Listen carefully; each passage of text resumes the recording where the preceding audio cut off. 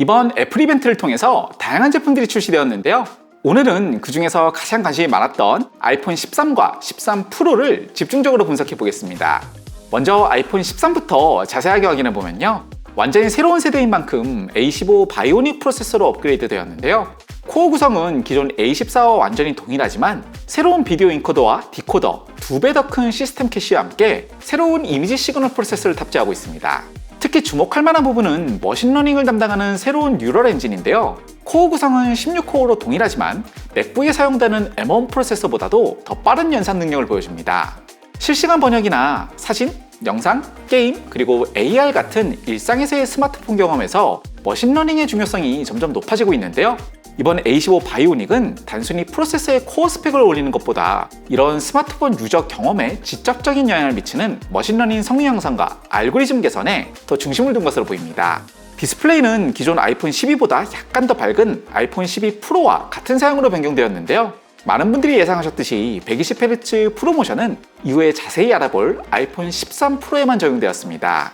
이번 애플 이벤트는 이게 스마트폰 이벤트인지 카메라 이벤트인지 헷갈릴 정도로 새로운 사진 영상 기능 향상에 큰 비중을 뒀는데요. 아이폰 13은 기본적으로 아이폰 12 카메라를 거의 그대로 사용하면서 아이폰 12 프로 맥스에서만 지원했던 센서 시프트 스테빌리제이션을 사용할 수 있게 되었습니다. 센서 시프트는 어차피 손떨림의 영향을 크게 받지 않는 울트라 와이드에는 적용되지 않았고 일반 와이드 카메라에만 적용되었는데요. 광학 이미지 스테빌리제이션에만 의존했던 아이폰 10이나 12 프로보다 훨씬 더 개선된 스테빌리제이션 성능을 보여줄 것으로 예상됩니다. 그리고 개인적으로 사진 촬영은 거의 로우로 하는 편이다 보니까 기존에 아이폰 12 프로에서만 지원되었던 애플 프로로우가 아이폰 13에도 적용되기를 기대해 봤는데요. 아쉽게도 이번에도 아이폰 13 프로에서만 사용할 수 있습니다.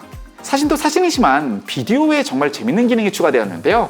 바로 이번 이벤트에서 가장 큰 화제를 모았던 시네마틱 모드입니다. 시네마틱 모드는 기본적으로 렉 포커스라 불리는 촬영 기법을 아이폰으로 간단하게 누구나 구현할 수 있게 도와주는 모드인데요. 촬영이 연속적으로 진행되는 상태에서 화면에 새로운 인물 또는 사물이 등장하거나 혹은 화면 속 인물이 시선을 돌려서 특정 지점을 바라볼 때 자동으로 포커싱을 전환해주는 기능입니다.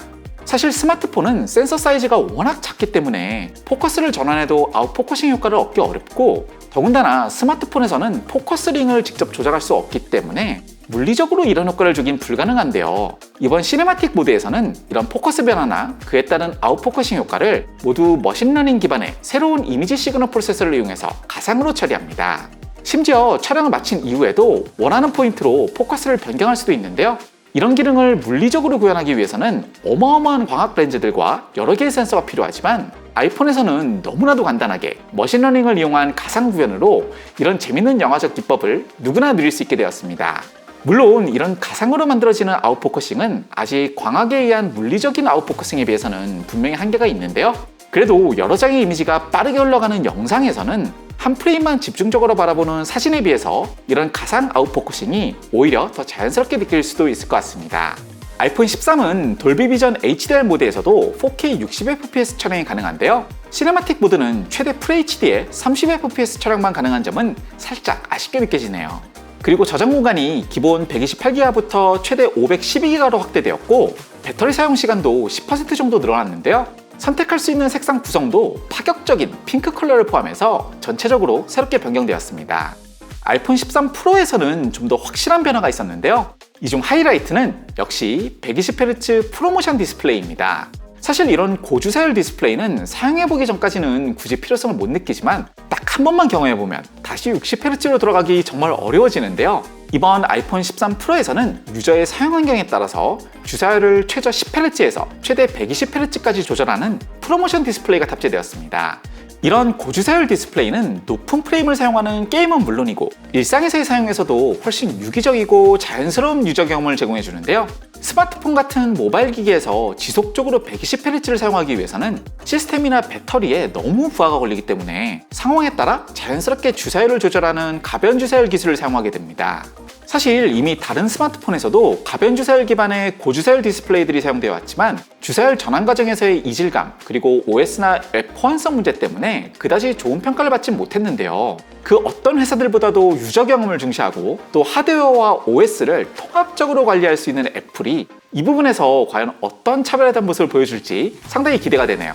아이폰 13 프로는 아이폰 13과는 다르게 완전히 새로운 카메라 시스템을 탑재하고 있는데요. 역대 가장 큰 센서 사이즈와 더 밝아진 조리개, 거기에 센서 쉬프트까지 탑재하고 있기 때문에 특히 어두운 환경에서 노이즈나 손떨림 없는 깨끗한 이미지를 촬영하는데 큰 도움이 될 것으로 보입니다. 다만 망원 렌즈는 이전보다 광학 줌 레인지를 늘리면서 대신 조리개 밝기에서 절충이 있었는데요. 개인적으로 한 스텝 정도 밝기가 어둡더라도 광학 줌 레인지가 실제 카메라의 줌망원에 가깝게 늘어난 점이 더 마음에 드네요. 이번 아이폰 13 프로 카메라의 가장 큰 특징은 새로운 매크로 기능인데요. 울트라 와이드 렌즈를 이용해서 최대 2cm까지 근접 촬영이 가능하기 때문에 이전에는 불가능했던 재밌는 접사 이미지들을 촬영할 수 있게 되었습니다. 이쯤 되면 이제 정말 똑딱이 카메라들은 더 이상 존재 의미 자체가 애매해져 버린 것 같아요. 비디오 기능은 기본적으로 아이폰 13과 거의 동일하지만 4K 프로레스 코덱을 지원하는 차이점이 있는데요. 프로레스는 특히 맥에서 편집할 때 확실히 인코딩, 디코딩 과정에서 부하가 적은 편이고 비트레이트도 상대적으로 높은 편이기 때문에 좀 더 고품질의 후반 작업이 가능해집니다. 아이폰 13 프로에서 사용될 프로레스 코덱의 세부 사항은 이번 가을쯤 자세하게 공개될 예정인데요. 센서 자체의 한계가 분명히 있겠지만 그래도 후반 작업에서의 색 보정을 위한 로그 포맷을 지원할지 여부가 굉장히 궁금해지네요. 다만 사양을 자세히 살펴보면 아이폰 13 프로 128기가 모델에서는 프로레스로 촬영할 때 최대 해상도가 FHD로 제한되는 것을 확인할 수 있는데요. 정확한 이유는 알 수 없지만 128기가 드라이브의 리드 라이트 속도가 4K 프로레스 영상의 비트레이트를 따라가기 어렵거나 아니면 대용량 4K 프로레스 클립을 저장하기에 128기가 용량으로는 많이 부족하다는 판단 때문인 것으로 보입니다. 그리고 아이폰 13 프로에는 아이폰 13보다 1코어 더 많은 5코어 GPU가 탑재되어 있고 배터리 성능도 더 개선되어서 최대 22시간까지 비디오 재생이 가능한데요. 결과적으로 아이폰 13 프로는 아이폰 13보다 20-30만원 정도 더 높은 가격에 좀 더 밝은 120Hz 프로모션 디스플레이와 텔레포터가 포함된 좀 더 나은 성능의 카메라 시스템, 그리고 약간 더 나은 배터리 성능에다가 애플 프로로우와 프로레스를 얻는 셈이기 때문에 이게 과연 모두에게 더 합리적인 선택이 될 수 있을지는 신중하게 생각해봐야 할 것 같습니다. 개인적으로 저는 당연히 애플 프로로우랑 120Hz 디스플레이 때문에라도 아이폰 13 프로를 구입할 건데요. 저희 PD님이 가지고 계신 아이폰 12 프로와 함께 아주 자세하게 비교해볼 예정이니까요. 많은 기대 부탁드리겠습니다. 자, 여기까지 아이폰 13과 13 프로에 대해 자세하게 알아봤는데요. 이번에 출시된 아이패드 미니도 상당히 관심이 가는 만큼 조만간 자세한 분석 영상을 준비해 보겠습니다. 재밌게 시청하셨다면 구독과 알림 설정 부탁드리고요. 저는 다음 주에 더 유익한 영상으로 다시 인사드리겠습니다. 곧 다시 만나요. 감사합니다.